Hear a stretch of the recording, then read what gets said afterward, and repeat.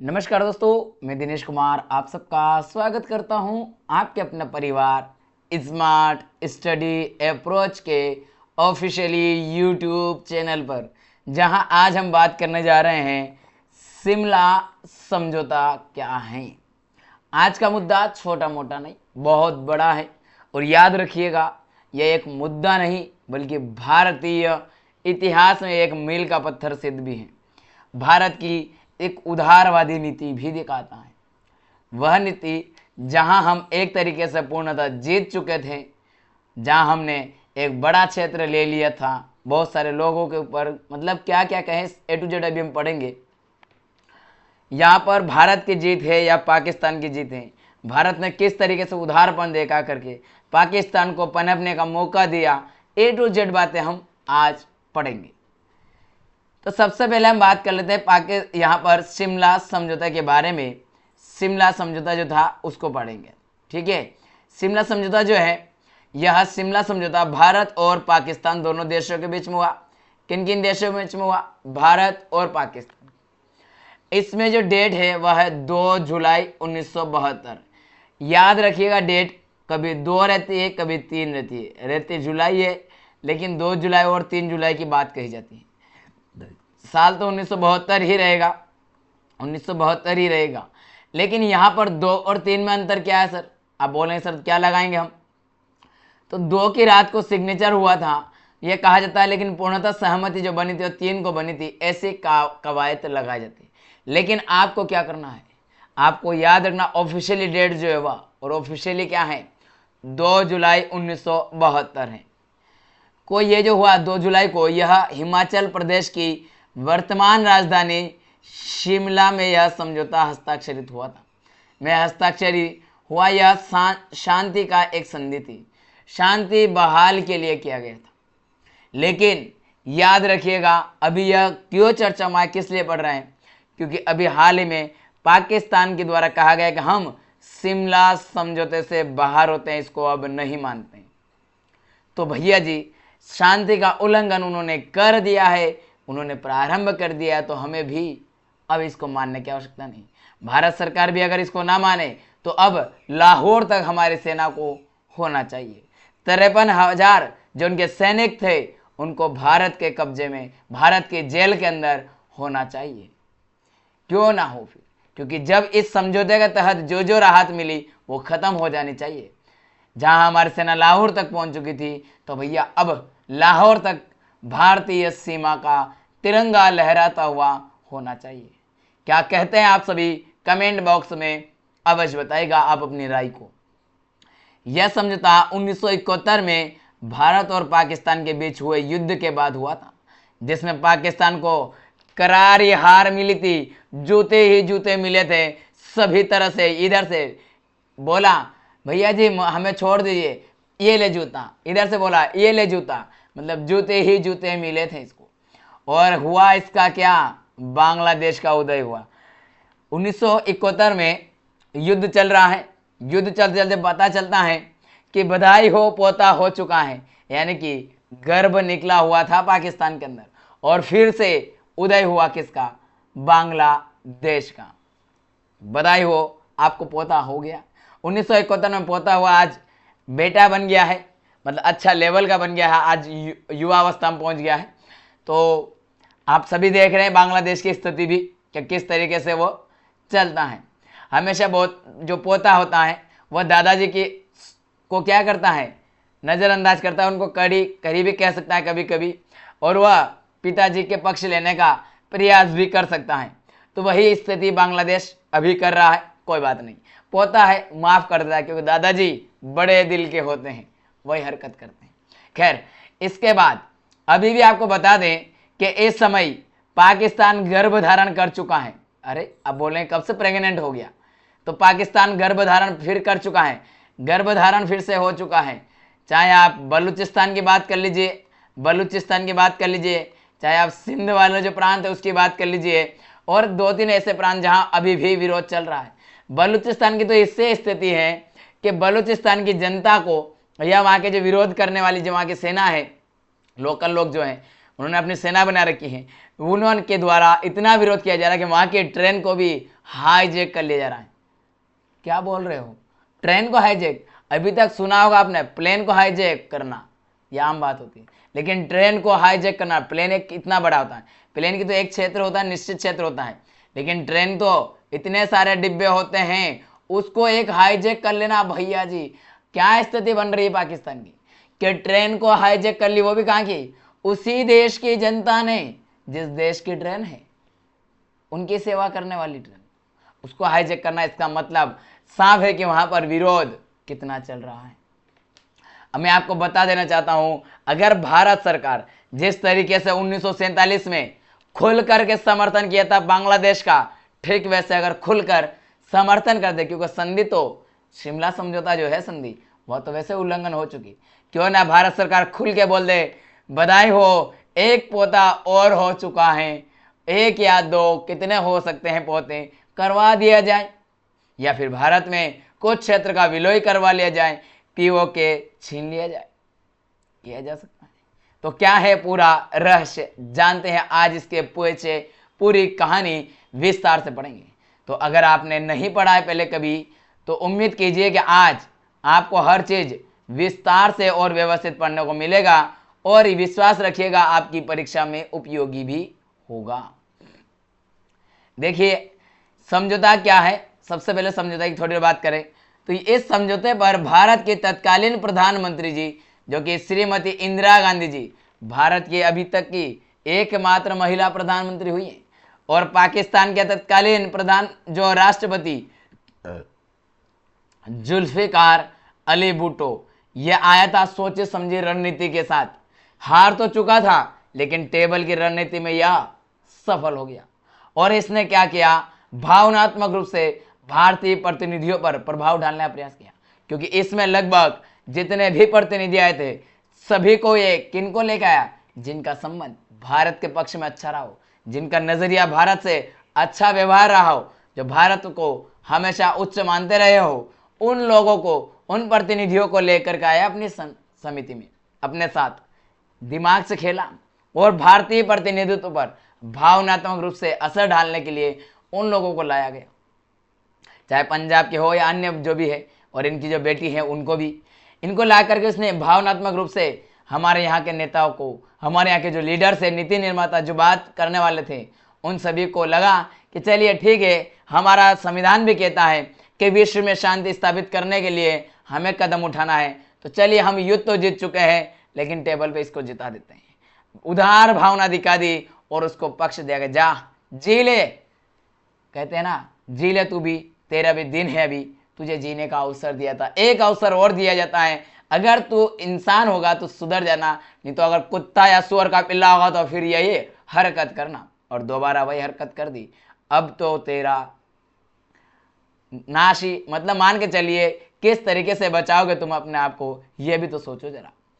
हालांकि ने भारत की एक नीति रही है कि वह कभी भी पहले किसी पे अटैक नहीं करता है, और पाकिस्तान को पता है, वहां की सेना को पता है कि हमने गलती से भी सैन्य रूप से अगर हस्तक्षेप कर दिया तो हमारा जो पाकिस्तान का नक्शा है वो बदल सकता है, जिस तरीके से 1971 में बदला था वैसे अब भी बदल सकता है, और अब केवल इतना सा नहीं बल्कि बहुत बड़े स्तर पर बदलने को देख सकते हैं।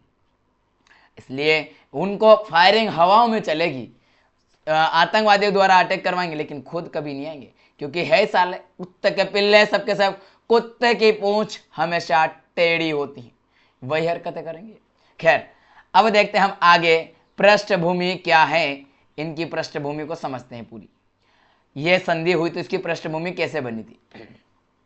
1971 में भारत और पाकिस्तान के बीच एक बड़ा सैन्य संघर्ष हुआ, जिसमें आप सभी को मैंने अभी बताया, पृष्ठभूमि बनाई कि इसके मुख्य कारण में पूर्वी पाकिस्तान, अब जो बांग्लादेश है, चल रहा स्वतंत्रता संघर्ष, जो संग्राम चल रहा था, वहां की पाकिस्तानी सेना द्वारा किए जा रहे अत्याचार थे, जिसके कारण लाखों शरणार्थी भारत में आए, और उनका भारत ने खुल के समर्थन करना प्रारंभ किया, और कहा कि हम तुम्हें, भैया तुम पोते हो, दादाजी का कर्तव्य होता कि पिताजी अगर ज्यादा हरकत करे तो 2 चांटे मारे और उसको शांत करे, वैसे अभी भी हरकतें कर रहा है, क्योंकि गर्भ से है, और गर्भ से होता है तब जन्म होता ही है।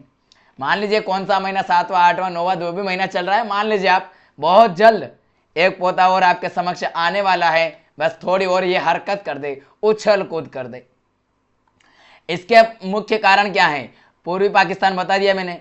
भारत ने बांग्लादेश की मुक्ति वाहिनी सेना जो था उसका खुल के समर्थन किया और कहा कि हम इन सेना का सहयोग करेंगे। मुक्ति वाहिनी यानी कि बांग्लादेश की सेना बन चुकी एक तरीके से। अब तो होके रहेगा बांग्लादेश है अगर तुझ में बेटा तो तू भी समझ जा। तुझे प्यार से बोल रहे हैं चल निकल जा, दादाजी ने हस्तक्षेप कर दिया है। अगर नहीं माना तो दादाजी तो हाथ मारेंगे मारेंगे और फिर तुम्हें घुटनों के पैर आना पड़ेगा। फिर क्या करोगे? युद्ध में भारत ने निर्णायक जीत हासिल करी और निर्णायक नहीं इस तरीके की कि विश्व की जो अभी तक अगर देखा जाए तो बहुत बड़ी जीत मानी जाती है, लेकिन फिर भी इसमें पाकिस्तान को बहुत राहत दी गई। हमेशा याद रखिएगा जो दादाजी होते हैं बेटे की पिटाई विटाई करने के बाद उसका लालन पालन भी करते हैं, उसको खाने को पैसे भी देते हैं, उसको मनाते भी है। वही किया गया। पाकिस्तान के भुट्टो जी कहते हैं कि हमने रणनीतिक रूप से जीत हासिल करी। अब बेवकूफ जरा समझ, तुझे हम पुत्र कहते हैं, तू बेटा है, बाप बाप रहेगा। बाप उधार होता है, उधार अवधारणा से होता है। इसलिए तुझे ये कहा दिया गया कि चल ठीक है बेटे को सुधरने का अवसर दे दिया जाए, एक बार वो सुधरने का अवसर दिया जाए। सुधारते हैं ना पिताजी जो होते हैं हमेशा पिटाई कर करके बेटे को सुधारते हैं। वही आपको फिर से होना पड़ेगा, फिर से पिटाई करना पड़ेगी, तभी तुम्हारे जो अकल है फिर से ठिकानों पर आएगी। खैर आगे देखते हैं हम लोग आगे क्या होता है। पाकिस्तानी सेना ने आत्मसमर्पण किया और कर दिया, साथ ही बांग्लादेश को एक स्वतंत्र राष्ट्र बना दिया गया।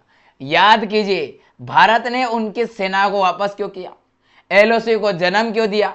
इन सभी के पीछे एक कारण था, क्योंकि भारत ने वादा किया था बांग्लादेश के साथ कि चिंता मत करो तुम्हें पोता बना के रहेंगे, तुम्हें उसके अधीन नहीं रहने देंगे। उस वादे को निभाने के लिए भारत कितना ही परित्याग कर सकता है, कितनी चीजें छोड़ सकता है। भारत ने ये जो छोड़ा है इतना सब कुछ, इसके पीछे है बांग्लादेश का जो हमारा वचन है। हम कहते हैं ना हमारे भारतीय संस्कृति में हमारा वचन ही हमारा सबसे महत्वपूर्ण है। वचन पहले है, चाहे वचन को बचाने के लिए जान ही क्यों ना चली जाए। तो वही किया हमने। इनको शरणार्थियों जो इनके कैदी थे उनको छोड़ा, जो हमने जमीन पर कब्जा किया था उनको छोड़ा। हमने इनकी हर बात मानी क्योंकि हमारा सीधा मकसद था इसको थूक करके चटाना। कैसे कि जो कह रहे हम स्वतंत्र देश नहीं मानते, इस पे स्वतंत्र देश मना कर रहेंगे। और मनाया उसी समय 1972 में ही इन्होंने माना कि बांग्लादेश एक देश होगा। सोचिए उसका एक अधीनस्थ भाग को यह मना देना कि यह स्वतंत्र देश होना, यह अपने आप में एक बड़ी जीत थी भारत की। छोटी मोटी जीत नहीं, बहुत बड़ी जीत थी। आपको ऐसा लगता है कि ये जो माना गया उस समय की परिस्थितियां भी देखिए आप। हम भी लड़ सकते थे और भी उसकी ओर पिटाई कर सकते थे, हम तो जीत ही चुके थे। लेकिन अगर बांग्लादेश को हमें स्वतंत्र देश मनवाना है तो कहीं ना कहीं उसमें जिससे वो अलग हो रहा है अगर वो भी मान ले तो विश्व का कोई देश उसके ऊपर आपत्ति लगा ही नहीं सकता है। इतना बड़ा अग्रगामी सोच थी वो, उसके कारण हमने इतना बड़ी जो कुर्बानी है वो की थी। सबसे बड़े जो हमने लाहौर तक हमारी सेना पहुंची थी उनको वापस बुलाना और पुरानी जो सीमा है वहां तक लेकर आना, एलओसी को जन्म देना, इसके पीछे इतना बड़ा कारण है। और आज वही कौन, अरे आज वही जो हमारा बांग्लादेश है वहां के लोग बहुत सारे कहते हैं कि क्या किया, अरे भूल गए तुम कि तुम्हारा जन्म ही भारत है, जन्मदाता ही भारत की वजह से, नहीं तो तुम पीटाते रहते, तुम ऐसे ही चलते रहते। इस युद्ध के परिणाम स्वरूप भारत ने लगभग 93,000 पाकिस्तानी सैनिकों और अन्य नागरिकों को युद्ध बंदी बना लिया था। युद्ध में बंदी बना लिया गया था, युद्ध में उनको बांध लिया गया था। ठीक है, अब यह युद्ध के बाद उत्पन्न हुई सामान्य स्थिति को दर्शाता है। युद्ध के बाद जो सामान्य स्थिति उत्पन्न हुई है उसकी बात करते हैं। युद्ध के बाद हुई परिस्थितियों को सामान्य करने के लिए युद्ध के समय जो उत्पन्न हुई स्थितियां कैसे, पाकिस्तान की जो बाउंड्री है, एक तो बांग्लादेश बन ही चुका था, वो तो बात छोड़िए, बांग्लादेश तो बन ही चुका है। इसके बाद में इधर लाहौर तक सेनाएं पहुंची हुई है, उधर लाहौर में, इधर नेवी उधर कंट्रोल की हुई है अरब सागर में बहुत अच्छे से। इधर आपको देखने को मिलता है कि सैनिक जो है, इनकी स्थलीय सेना भारतीय सेना के सामने घुटने के बल बैठी हुई है, इनके कैदी बने हुए हैं। तो अब क्या करें, पाकिस्तान चारों तरफ से घिर चुका था। वैसे में कहा कि बेटा अब घिर गया है तो बाप बचाने के लिए तैयार है, चिंता क्या करो, हम बचाएंगे तुम्हें, चिंता मत करो, चिंता मत करो। फिर बचाने के लिए आती है शिमला समझौता। युद्ध बंदियों की रिहाई और स्थायी शांति स्थापित करने के उद्देश्य से यह समझौता किया जाता है। समझौते के मुख्य उद्देश्य क्या क्या थे, मैंने आपको मुख्य उद्देश्य के स्वरूप में बताने का आपको प्रयास ही कर रहा हूं लगातार कि भैया जी इसके पीछे मैं तो एक ही कारण मानूंगा कि बेटे को सुधारने का प्रयास है, केवल एक अवसर और दिया है। दोनों देशों के बीच संघर्ष और टकराव को समाप्त करना, बाप और बेटे के बीच जो लड़ाई हो रही है उसको बहाल की जाए, उसको शांति के रूप में लाई जाए ताकि अच्छे से आप दोनों रह सके। शांतिपूर्ण सह अस्तित्व और मित्रता, साथ ही साथ पड़ोसियों के जैसे अच्छे संबंधों की नींव रखने का विचार किया गया, प्रस्ताव रखा गया। इसमें दोनों देशों के बीच स्थायी शांति, सहयोग और सुरक्षा को बढ़ावा देना इसका उद्देश्य था, इसके अंतर्गत रखा गया था। सभी विवादों को, जो भी विवाद उत्पन्न होगा उन विवादों को या समस्याओं को शांतिपूर्ण तरीकों से द्विपक्षीय बातचीत के माध्यम से सोल्व करना। सबसे महत्वपूर्ण आवश्यक बिंदु इसमें यही था कि जो भी विवाद हो रहे वह द्विपक्षीय रूप से समाधान होगा, किसी तीसरे पक्ष का हस्तक्षेप नहीं करने देंगे। लेकिन पाकिस्तान इस समय तीसरे पक्ष के लिए गुहार लगा रहा है, तो इसके पीछे आप समझ सकते हैं एक दूसरे की क्षेत्रीय अखंडता और संप्रभुता का सम्मान करना आवश्यक है। यह भी बात इसमें कही गई थी। आगे देखिए इसमें क्या क्या है और समझौते के मुख्य जो प्रावधान और सिद्धांत कौन कौन से थे। सबसे महत्वपूर्ण पहलू हमारे एग्जाम में यहीं से प्रश्न देखने को मिलेगा। द्विपक्षीय समाधान, दोनों देश अपने सभी मतभेदों को शांतिपूर्ण तरीकों से केवल द्विपक्षीय वार्ताओं के माध्यम से हल करेंगे, वे किसी तीसरे पक्ष के हस्तक्षेप या मध्यस्थता की मांग नहीं करेंगे।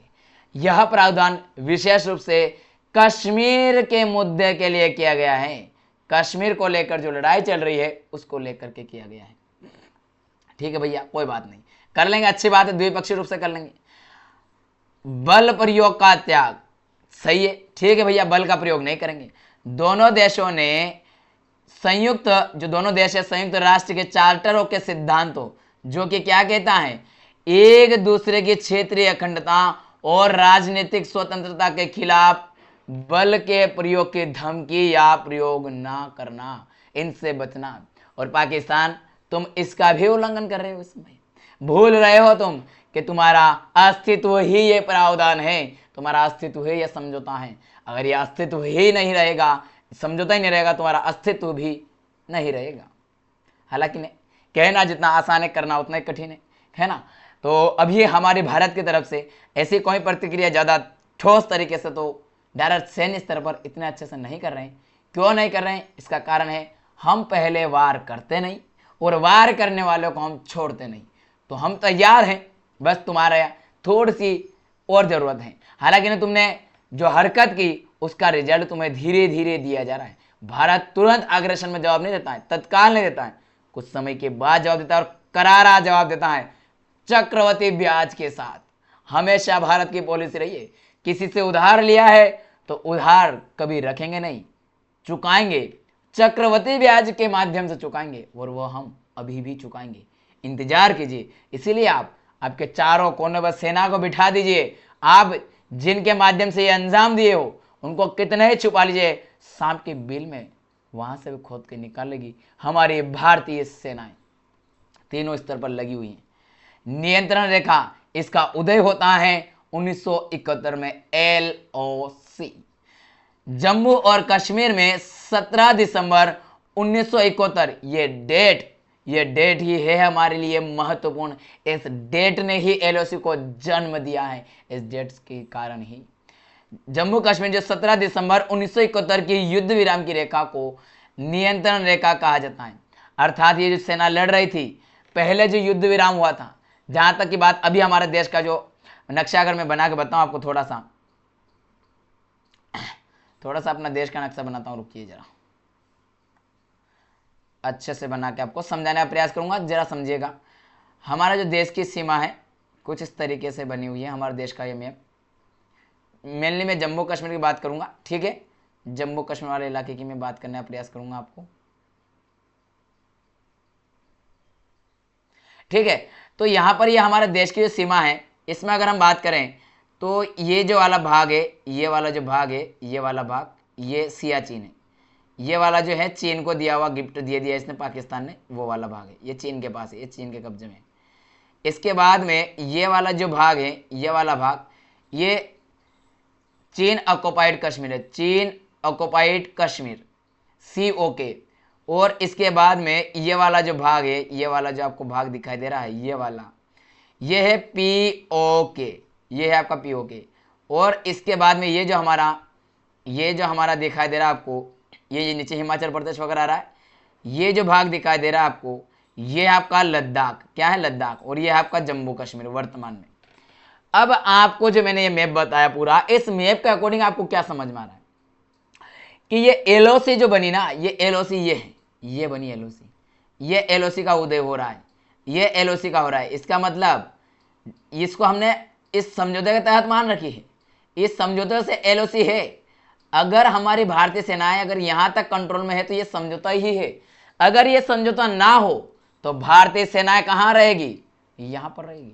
और यहां पर भी नहीं, यहां पर भी नहीं रुकेगी। यहां आपका लाहौर है ना, लाहौर तक भारतीय सेना का होना आवश्यक है, क्योंकि भारतीय सेना उस समय लाहौर में भी विद्यमान थी, लाहौर में जाकर के सेनाएं पहुंच चुकी थी भारतीय सेनाएं, तो वहां तक होना चाहिए फिर।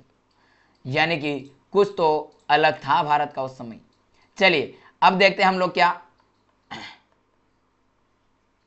अब देख लेते हैं हम लोग जो LOC है इसके बारे में पूरा, कि नियंत्रण रेखा का उदय कैसे हुआ। 17 दिसंबर 1971 को युद्ध विराम के रूप में नियंत्रण रेखा LOC के रूप में मान्यता दी गई। दोनों पक्ष इस रेखा का सम्मान करने और इसे एक तरफा रूप से बदलने की कोशिश न करने पर सहमत हुए। एक तरफा नहीं बदलेंगे, अगर बदलाव होता है तो दोनों की सहमति से होता है, चाहे उनके मान्यता प्राप्त पदों में कोई भी अंतर हो सकते हैं। जैसे कि भारत की मान्यता क्या थी, यहाँ तक थी, लेकिन LOC यहाँ पर है, तो ये कुछ भी हो, आपकी मान्यता अपनी जगह है, आप भी अपनी मान्यता दीजिए, वो भी पाकिस्तान में यहाँ तक मान्यता देता है, आप भी दीजिए, हम भी दीजिए, लेकिन एक बात ये है कि हम इससे पालन करेंगे, इसी के आधार पर हमारा आगे की रणनीतियाँ रहेगी। तो भारत ने बोला ठीक है भाई, बेटे को थोड़ा पक्ष दे दिया जाए, धन थोड़ा ज़्यादा दे देंगे तो कोई मर नहीं जाएंगे हम, पिताजी होते हैं। इसके बाद माता सेना की वापसी। बेटे को डर था कि पिताजी की जो सेना है वो ज़्यादा खतरनाक है, क्योंकि उनकी लाठी धड़ाधड़ पड़ रही थी ना, तो मार खा खा के वो थक चुका था। सेना की वापसी, यानी कि दोनों देश इस बात पर सहमत हुए कि वे अपनी अपनी सेना को अपनी अंतर्राष्ट्रीय सीमाओं पर वापस बुला लेंगे। अब तुम क्या बुलाओगे, तुम्हारे सैनिक तो हमारे जेल में बैठे हुए थे कैद, तुम कहाँ से बुला लोगे। लेकिन ठीक है, एक उसको बेटे को कि हाँ नहीं, पिताजी हमें भी बराबरी का अधिकार दे रहे, वो दिखाने का प्रयास किया। संबंधों की बहाली, दोनों देश धीरे धीरे संचार, डाक, तार, समुद्री, भूमि, जो सीमा चौकियों सहित अन्य हवाई संपर्क, यात्रा सुविधाएं, व्यापार और आर्थिक सहयोग, साथ ही विज्ञान और संस्कृति में आदान प्रदान करने जैसे संबंधों को सामान्य बनाने की दिशा में कदम उठाएंगे। अच्छी बात यह कि तत्काल नहीं बल्कि आगे करेंगे, ऐसा प्रावधान था। याद रखिएगा, पाकिस्तान ने हवाई संपर्क को सबसे पहले बंद किया है, तो याद रखना इसने उल्लंघन तो करना स्टार्ट कर दिया है, तो हम भी तैयार हैं अब इसके लिए। तो चलिए आगे देखते हैं युद्ध बंदियों की वापसी, युद्ध में जो बंदी बनाए गए उनकी वापसी। समझौतों ने युद्ध बंदियों की रिहाई और जो वापसी का मार्ग प्रशस्त किया। हालांकि यह प्रक्रिया समझौते के तुरंत बाद पूरी नहीं हुई, इसे कुछ और समय लगा और बाद में दिल्ली में एक बैठक और हुई, एक समझौता और होता है और उसके बाद उन सैनिकों को निकाल करके भेजा जाता है। लेकिन यह जो उनके सैनिकों की वापसी हुई, वह प्रावधान कहीं ना कहीं यहीं से आ जाता है। परिणाम और महत्व, क्या परिणाम रहा, क्या महत्व रहा, देखिए जरा। शिमला समझौते के परिणाम स्वरूप भारत ने 53,000 से अधिक पाकिस्तानी सैनिकों को रिहाई किया। जाने दो, छोड़ दो, क्योंकि बेटे के तो है। दोनों देशों ने अपनी सेनाएं अंतर्राष्ट्रीय सीमाओं पर वापस बुला ली गई। जम्मू कश्मीर के नियंत्रण रेखा एलओसी स्थापित की गई, जो आज भी वास्तविक सीमा के रूप में मानी जाती है। लेकिन अब पाकिस्तान ने जब इसको खत्म करने की बात की, हम नहीं मानेंगे। भैया हमारा कौन सा लॉस हो रहा है? लॉस तो तुम्हारा अपना है, सोच लो, अभी भी तुम्हारे पास समय था। इसने भविष्य के विवादों को हल करने के लिए द्विपक्षीयता के सिद्धांत को स्थापित किया। हालांकि व्यवहार में, खासकर कश्मीर के मुद्दे पर, पाकिस्तान अक्सर तीसरे पक्ष के हस्तक्षेप करने का मांग करता रहा है। पाकिस्तान थूक करके चाटने वाला है, कुत्ता होता है ना, जुबान को फेरता रहता है, वही तो हरकत करता है। इस समझौते ने 1971 के युद्ध के बाद उपमहाद्वीप में तनाव कम करने और शांति स्थापित करने के में महत्वपूर्ण भूमिका निभाई है। यह भारत और पाकिस्तान संबंधों के इतिहास में एक मील का पत्थर माना जाता है, जिसने भविष्य के संवाद और संबंधों के लिए एक ढांचागत प्रदान किया है।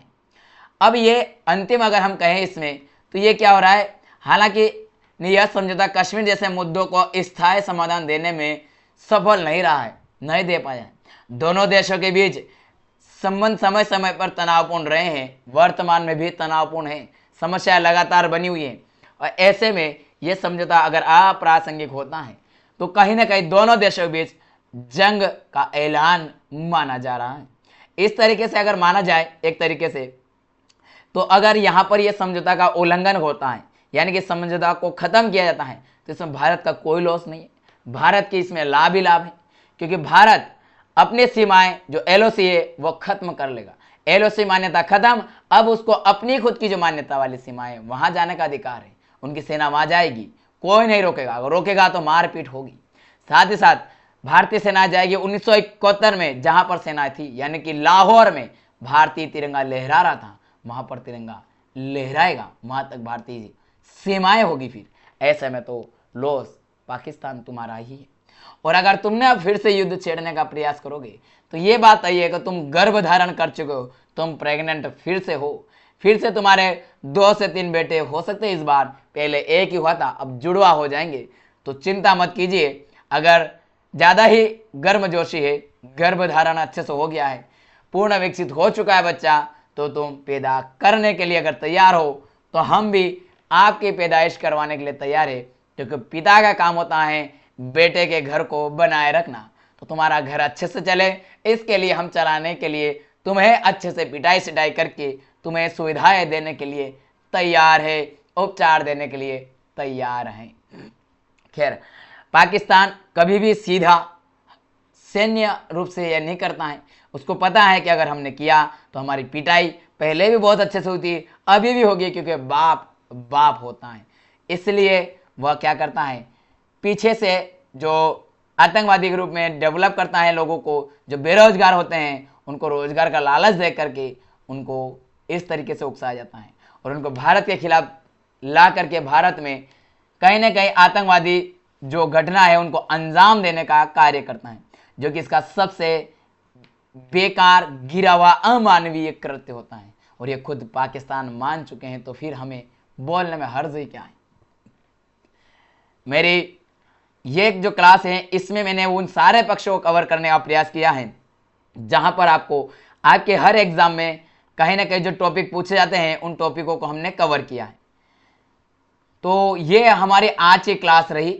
अगर आपने अभी तक हमारे स्मार्ट स्टडी अप्रोच के ऑफिशियली यूट्यूब चैनल को सब्सक्राइब नहीं किया है तो सब्सक्राइब कर लीजिए, बेल आइकन को ऑन कर लीजिए, और साथ ही साथ हमारा स्मार्ट स्टडी अप्रोच का एक जो मेन चैनल है स्मार्ट स्टडी अप्रोच के नाम से, उसको भी फॉलो कीजिए।